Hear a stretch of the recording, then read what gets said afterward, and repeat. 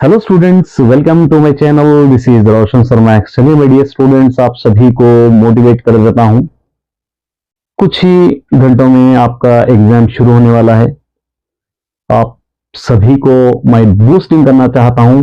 आप एग्जाम अच्छा लिख लोगे और मुझे उम्मीद है, मुझे यकीन है कि आप जितना भी रिवीजन किए हैं उस रिवीजन को अच्छी तरह अपना एग्जाम देकर आएंगे और कोई स्टूडेंट भी निराश होकर निस्सहाय होकर नहीं आएगा।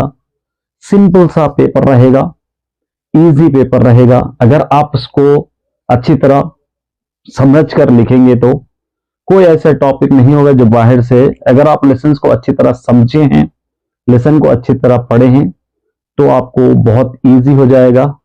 और कुछ ही घंटे रह गए हैं, 1-2-3 घंटे में आपका एग्जाम शुरू होगा।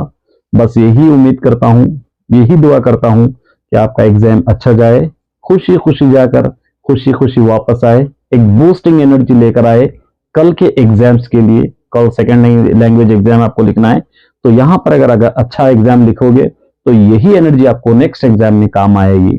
बस मिस्टेक्स मत कीजिए, आराम से लिखने की कोशिश कीजिए। 3 आवर्स आपके 3 आवर्स 15 मिनट्स टाइम है। 15 मिनट्स आपको स्पेशली पढ़ने के लिए दिया गया है गवर्नमेंट की तरफ से। पेपर अच्छी तरह रेफर कर लीजिए, जल्दबाजी या घबराहट मत कीजिए। जल्दबाजी में बहुत सारे मिस्टेक्स होंगे क्योंकि लैंग्वेज है, बहुत सारे मिस्टेक्स होने के चांसेस रहते हैं। आराम से लिखिए, जो सेक्शन पहले आता है वहां से आप स्टार्ट कीजिए और जितना आपको बन पाता है लिखने की कोशिश कीजिए। यही नहीं कि आपने जो याद किया है उसी सीक्वेंस में आपको आंसर होना चाहिए, उसी लाइन के हिसाब से आंसर होना चाहिए, ऐसा बिल्कुल नहीं है। CCE कंटिन्यूस कॉम्प्रिहेंसिव एवोल्यूशन का मतलब यह है आप अपनी तरफ से भी बनाकर लिख सकते हो, लेकिन जो क्वेश्चन पूछा गया है आंसर उसी बेस पर होना चाहिए।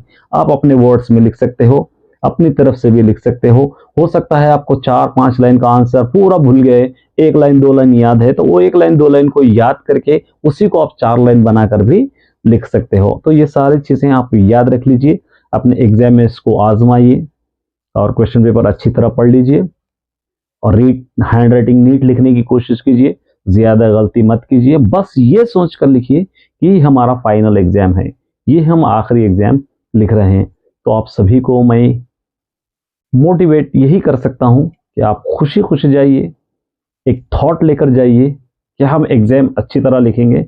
बस ये नेगेटिव थॉट अपने में मत रखिए कि मैंने ये नहीं पढ़ा, ये लेसन मुझसे छूट गया है, ये लेसन मुझसे छूट गया है। हो सकता है 1-2 लेसन 3 लेसन शायद आप नहीं पढ़े होंगे, उसको पॉजिटिवली लीजिए। हो सकता है उन 3 लेसन से आंसर ना आए, हो सकता है उन 3 लेसन के कुछ टॉपिक्स हमसे याद हो, उसी को हम आंसर बनाकर लिखेंगे। तो ये बहुत सारे थॉट्स आप लेकर जाइए। ज्यादा वक्त नहीं है, मैं ज्यादा आपका टाइम नहीं लूंगा, आप भी प्रिपेयर हो रहे हैं। ऑल द बेस्ट कहना चाहता हूँ, लिख कर आना। ऑल द बेस्ट, छोड़ना मत। Best of